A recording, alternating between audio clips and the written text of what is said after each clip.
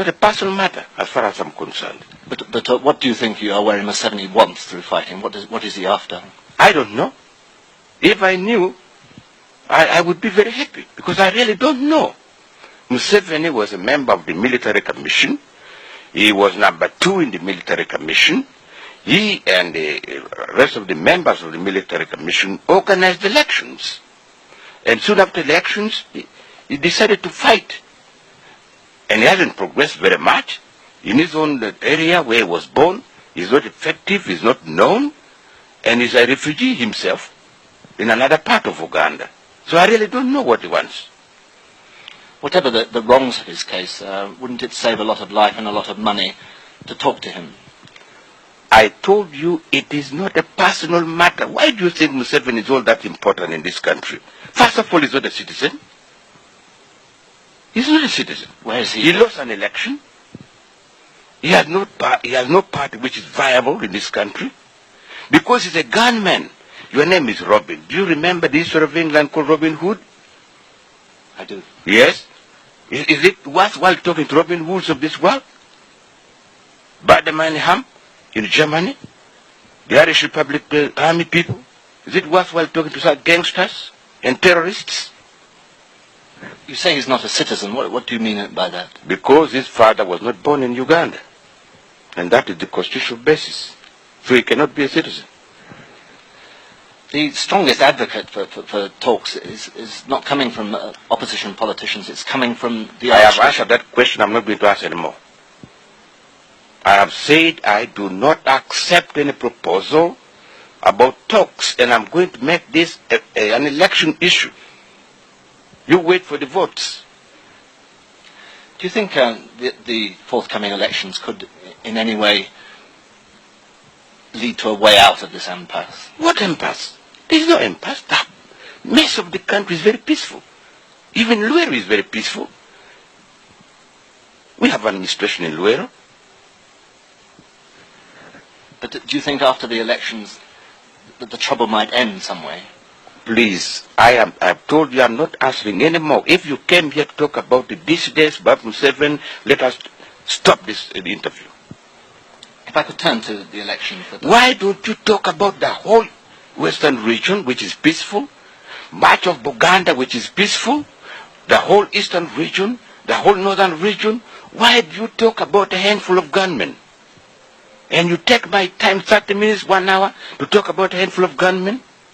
You came all the way from London for this purpose? No wonder members of parliament in Britain sometimes talk about starving the BBC from funds, because you waste public funds in this type of way. If I could turn to the elections, how do you see the next elections going? It's going to be conducted in the normal way. Do you think you're going to win these elections? I think so. I can't see another party that can win this election. Our record is there. We have done some work that in 1980 people didn't know which direction Uganda would go. Everything was declining. Not today. So that with that kind of record, I can't see another party really giving us a terrible challenge. Will you stand on your economic record, will you? Every record, political, economic, and otherwise. If I could talk about the economy, which things have gone well and which things have gone badly? We started from almost position 0. Everything has started moving upwards.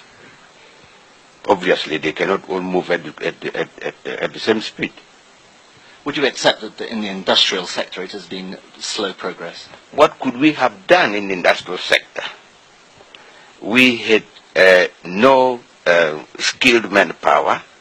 We had machinery which had not been looked after for years. We had no raw materials. So industrial sector could not have progress at the same speed as the agricultural sector. What are your biggest economic priorities at the moment? Production. Production, we are asking the people of Uganda to produce anything that can be consumed in Uganda and anything that can be sold abroad. How pleasing has the agricultural sector been to you? You would have been very happy if you are a member of Uganda People's Congress or a member of this government. By two factors. One, we have food in Uganda. When I came to office, there was no food in Uganda. Now we are feeding ourselves, and we are exporting some of our food. Two, our export earnings are increasing. Now, these are most pleasing developments. There have, I'm sure you're also aware, been criticisms of your human rights record in this country, particularly from the United States of America. Now, how upset have you been by the accusations? I have not been upset in the way you probably think I should have been. I've been upset in the sense that if you refer to the statement made by one American official in August of last year, in that he made a generalized statement but could not give us evidence to prove that the facts of that statement. If you go to Luero, you will not find any single possibility that a government such as mine could have murdered about 250,000 people within a few months, and yet no graves and no statement from the general public. So that one was very hurtful. But as I say, we are not trying to run this government for the pleasure of people abroad. We are trying to run this government for the good of the people of Uganda. And these are our people. These are our people. When people talk about human rights in Uganda,